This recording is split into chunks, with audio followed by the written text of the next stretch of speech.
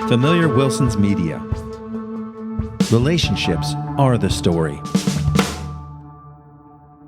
You are made of meat, my friend, all the way down. The following podcast uses words like and also. If you're not into any of that shit, then now's your chance. 3, 2, 1. Run. Super familiar with Welcome to a special edition of Super Familiar with the Wilsons. I'm Amanda. I'm Josh. It's the mailbag. You say special, but we're going to do this when we have people asking us questions or writing in. We'll take a separate episode for that. And we also have Refined Gay Thoughts from Refined Gay Jeff today.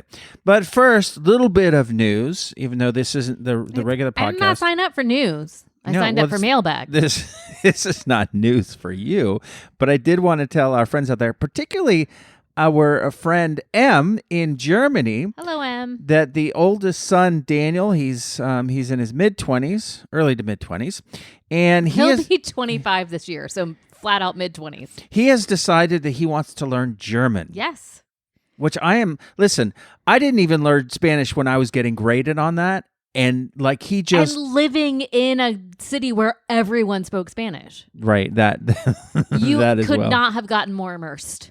That's right. So anyway, I'm just so impressed with him. He's doing the Duolingo thing. And here's my question for our friend in Germany. Does German there seem like it's an angry language? I want to know if that's just a meme, if that's just people, making fun of German, or if German really is in the culture, in the setting, if it sounds like an angry, aggressive language. Do you feel like people are being angry and aggressive toward you? Right. That's what I want to know. Hopefully, M will answer us. So let's get to some of the questions that we've received, some of the mail or DMs or this is and that. So people sliding into your DMs. Yeah, that's right. Why do you stay in Gainesville? It sounds like you really love it when you leave there. We do. We do love it when we leave here.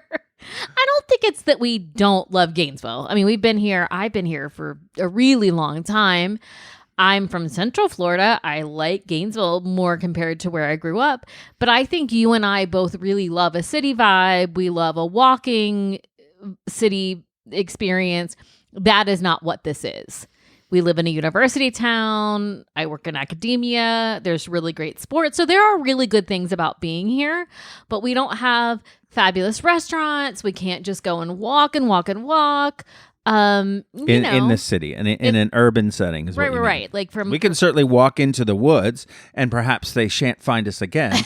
Or just walk down the main road and go to like Target and Walmart. But that's not what I want to do. I want to be, bopping along a city road where, I don't know, those of you out there who live in cities and or live in suburbs and then visit cities, doesn't it seem like it's much easier to get your steps and your miles in when you're city walking?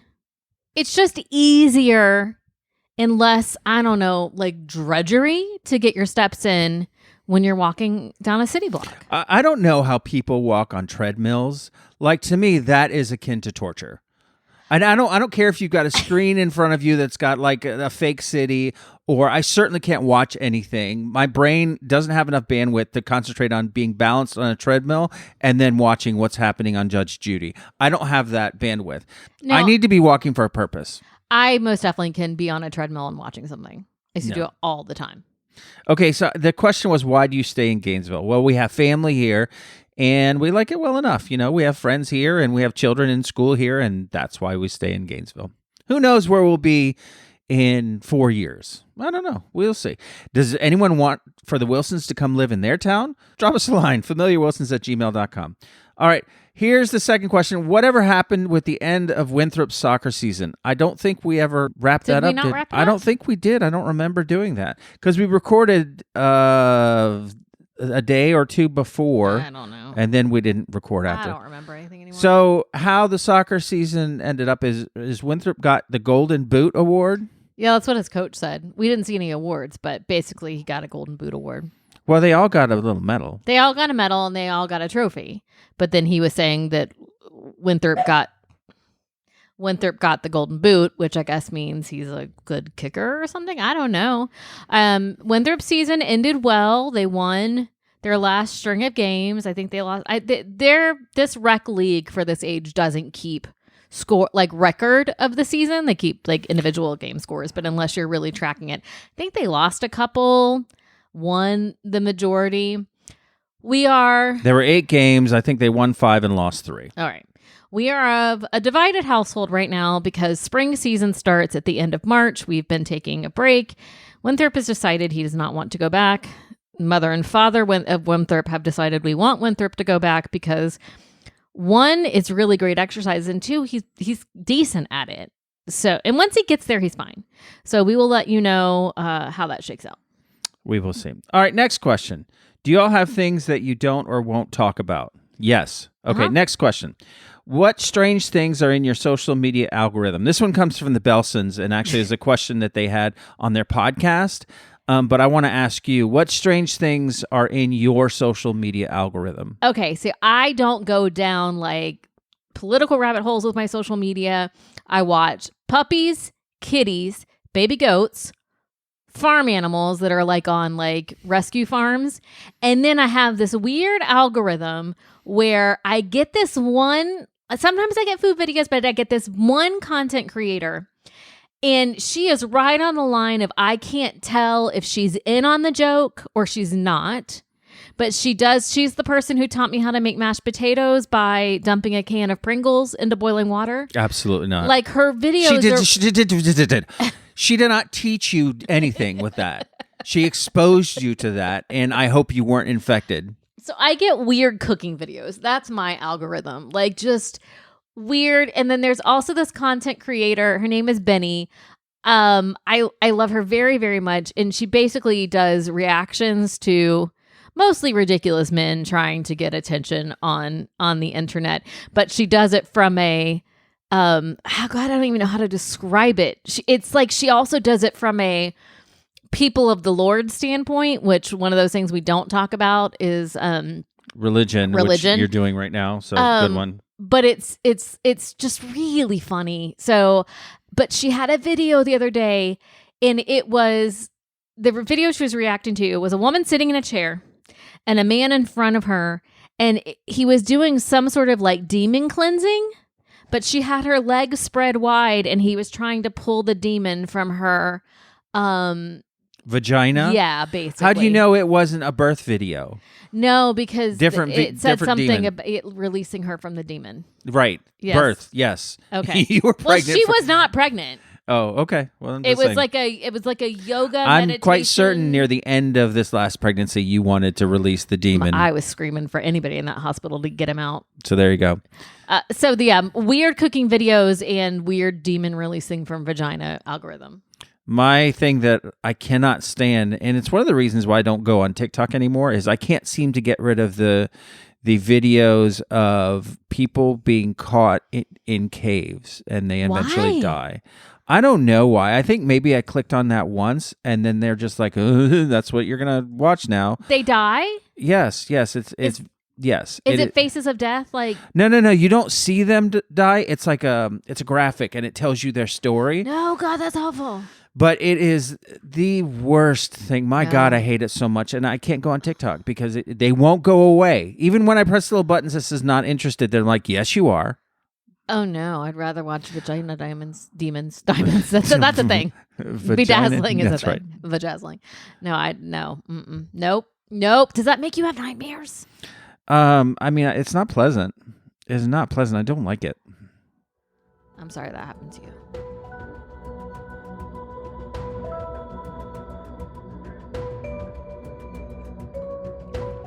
All right, so while you were preparing yourself for Refined Gay Thoughts by pulling up our latest installment for Jeff, I made you watch the Vagina Demon video. Please react. I listen, I'll bet you that got lots of clicks. I'll bet you that, because that is nothing but all about sex. It's like she was having an orgasm in the chair, right? Yep. But he wasn't touching her. Nope. But he was getting a demon out of her. Sure. I'm very confused. All right, so it makes sense now for us to talk. Hey, Jeff. Talk to our friend Refined Gay Jeff here. Here are his thoughts. He wishes us. He wishes us Sorry, Jeff. A happy spring break. Oh, we have spring break next week. Do you have So spring break? he's in the midst of spring break right now. Nice. Congratulations. He says that he's on. He's got a scheduled doctor's appointment on Tuesday. Nothing serious, but I've scheduled it on my own because I have questions I need to ask. If you haven't heard, measles cases are on the rise because people are clueless about the effectiveness of vaccines, and we have 200 cases here in Texas. There are even deaths. Jeff, listen, people aren't clueless about the effectiveness of vaccines. I think that the majority of us know people are clueless about who they want to be led astray by. And I grabbed my phone to look this up because Jeff has already had this appointment and he was supposed to get his results back. So if his measles antibodies or whatever aren't showing up and he's got to get a vaccine, if they're showing up, then he doesn't need it. So I think the people need to know in real time. Keep talking. Keep right, reading. yeah. He says the reason I'm concerned is that for the month of March, Houston celebrates the Houston Livestock and Rodeo here in town. It's the largest rodeo in the world and is actually pretty cool. There are big-name musical concerts every night. Reba McEntire opened the fun. concert series on Tuesday. So he says, anyway, for the first 4 days through yesterday, Friday, so that lets you know when he sent this, 500,000 people have attended already, and we still have the rest of March to go. So that sounds like super spreader event. Well, Jeff is there today. 2 hours ago, he was at Rodeo. I started to say Rodeo. He was at Rodeo Houston seeing the animals for the first time. So Jeff must be doing okay. He says, going back for 2 episodes, so we talked about warm Guinness 2 episodes ago and how much I love it. He says, hard pass for him. He says, I guess it's helpful that I don't like beer in the first place. Well, okay. Well, then there you go. He says, I don't know what I'll do if I make it back to the pub scene in the UK or beer gardens in Germany. I'm assuming whiskey and vodka are universally available in those establishments. As long as they're not U.S. Whiskey, then yes. Yeah, you can't export those. Jeff, do you like gin? Because you can find it everywhere in the UK. 6 things to do for fun. So other things that we talked about was unusual things. We talked about these Victorian mummy parties. Victorians are weird. Yeah, he says the idea sounds fascinating, but I would never participate in fear of having part in the desecration of a body. Hard pass. I agree. Pedestrianism, sitting down and watching people walk. People walk in an arena.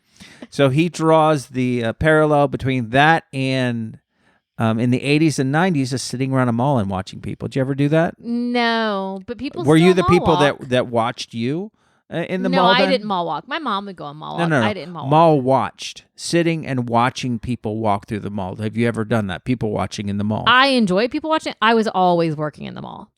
But you know what I did do was mannequin modeling in the mall, like in a window. You did not. I did. Wait, you posed as a mannequin? Yes. How could you stay that still that long? It was hard. So what did you do to paint the picture? I was on the Was it at Victoria's Secret? It was not. I did work there, but no. This was when I was in high school. I think I was like 14 or 15, so it's before I had a job. And I was on the quote fashion advisory board for a store in the mall, and we would do runway shows, and then we would go and model the clothes in the windows. I don't think I was good at it. I just remember doing it. That's funny. That's weird. He goes on. Headless portraits. People in Victorian England must have been bored AF. They were. Seaweed scrapbooking. See above comment. True. He says staging sea battles. This was actually done inside the Colosseum in ancient Rome. They Cool. would actually flood the Colosseum and have sea battles for the Roman populace. Oh, that's much more interesting because I thought they just went out to the sea and watched it. Years ago, back in the 90s, they did the same thing in front of the Treasure Island Hotel on the Strip in Las Vegas. 2 pirate ships would battle it out with swashbuckling pirates until one ship actually sank all the way under the water. Vague memories of knowing that was a thing. I know that this was in the Gladiator Part 2 movie. I didn't think it was real because the way they presented it in Gladiator Part 2, it couldn't have been done that way. Could not have been. So I don't know. It was done in some way. Incubated baby fairs. Yes. This reminds me of the prenatal exhibit at the Museum of Science and Industry in Chicago. Yeah, no. Enough said. Is it like where you 24 see the jars fetuses and of stuff? human Yeah. embryos and fetuses that you can go up and study. No, thank you. He continues. Hello to Fräulein M in German or Drufrau M in Dutch. Okay, so I apologize. Jeff made me pronounce that incorrectly. I'm glad that someone abroad looks forward to my thoughts. I look forward to hearing your reactions to Josh and Amanda. Also, in response to your question on whether Jeff has ever camped out at Renfest. He says, no, I have not. I have reached the point in my life where I have to have an air-controlled environment and a clean bed with a private bathroom. Yes. All right. Fair enough. Yes. He also says, Josh, just to be clear, my former colleague that is the current poet laureate of Texas is not the same person that I shared the Instagram account for. Be careful in your reading and slow down if necessary. Oh, damn. You got in trouble. Listen. Mr. Turn is going to make you stay after class. Right. He goes on, I love farmers markets because we talked about that. One of my most favorite things I've done is go to the local farmers market while I was on vacation in Gainesville, California. That's what it looks like. It's a beautiful, gay little town on the Russian River in the Redwoods in Sonoma country. That sounds lovely. Why do we have a Russian river? I don't know. Is it a rushing river? Are you reading too fast? No, it's Russian, like the dressing. Dictatorial country. I became a gatherer for veggies for dinner that night that I carried back to my beautiful A-frame house surrounded by redwoods that I rented for the week. Now, Jeff, that sounds like you rented the redwoods for the week. Wow, you must be doing well out in Houston. I discovered something I'd never seen before called lemon cucumbers. They were cool as hell, shaped like a lemon, slightly yellow in color, very thin skin, but tastes like a cucumber. I don't know that I would need that. Why would you just not get a cucumber? Well, I mean, if they're not available. Okay. I have a goldfish story. When I was in college, my friend Edie was going home for the weekend and wanted me to fish sit. She had 2 goldfish named Charles and Diana. I figured, how hard could this be? Oh, friend, it did not end well. Both Charles and Diana didn't make it through the weekend. I was not really worried about Edie's reaction, but it's still a core memory for me today. I respectfully wrapped Charles and Diana in aluminum foil and delivered them back to Edie upon her return on a very rainy Sunday night. Oh, God. She, of course, had the biggest laugh, which set me more at ease, and then we all, about 6 or 7 people, went outside and buried them in a puddle and sang the hymn, Shall We Gather at the River? And also, There is a Fountain. That's so funny. I had goldfish named Barbie and Ken, and Barbie had a lot of babies, and then she ate them, and I was traumatized. Oh, yeah. But I wonder why he didn't. I mean, he was charged with taking care of these goldfish. They died, and he wasn't worried about her reaction. I mean, goldfish cost like 50 cents. Oh, okay. But their life, I know, it's life. What I are you doing? know. I was devaluing their life. My mom had a betta fish. She and my dad got divorced when I was like 25 and moved in. I moved up here and she and my dad got divorced. And so she moved to an apartment and she got a betta fish and she named it Ben. And so my mom and Ben, the betta fish, lived in this apartment. And I had a friend who had a little girl who would come over and she was very, very insistent that Ben said bad words.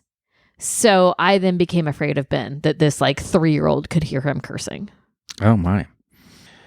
He continues on. We talked about a restaurant we went to called Esperanza. He said that reminded him of a YA fiction book. Okay. Young adult. Thank you. Uh-huh. Called Esperanza Rising by Mexican-American author Pam Munoz Ryan. Do you know this book? I am aware of this book, Oh. yes. Do you know what it's about? I actually have not read it, but the 18-year-old read it. It says the book follows the story of a young Mexican girl who is forced to flee Mexico after her father's death. She ends up in a work camp in Oklahoma, where she learns lessons about the lower class and life. She's also faced with the injustices that migrants face. It's not a particularly happy book and is sad for the majority of it. The great thing about historical fiction is that it tells the story of how things really were for the most part. Our history is not all flowers and puppies and happy thoughts, and it's important that we realize that. Agreed. If we can find the books that still tell us accurate history. He goes on, the Washington Monument is very Egyptian in origin. Obelisks were invented in ancient Egypt and now are found all over the world. Just so you know, we have one here in Houston called the San Jacinto Monument, commemorating the Battle of San Jacinto, the battle in which Sam Houston defeated General Santa Anna of Mexico.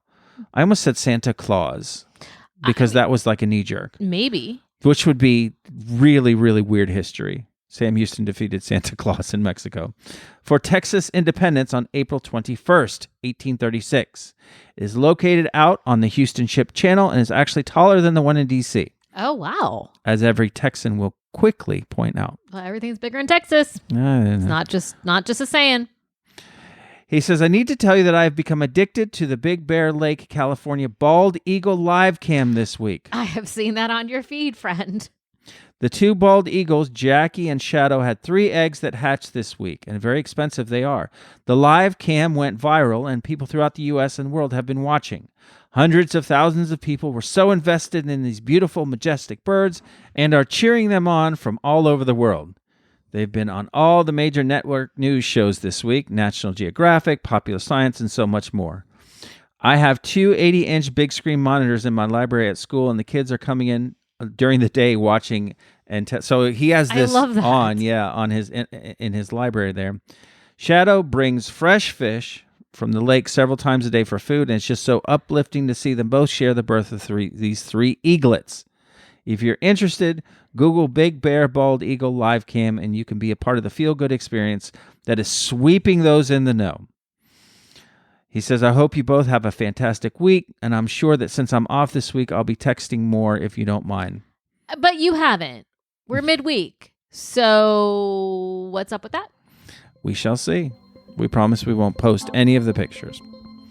If you would like to get in touch with us and tell us any little old thing, familiarwilsons@gmail.com is our email address, or you can just reach out to us however else you want to. Send us a pigeon, send us an eaglet. I don't want a pigeon. Send us a picture. I like pigeons, actually, but I don't want one. So until we talk to you again, have a great week.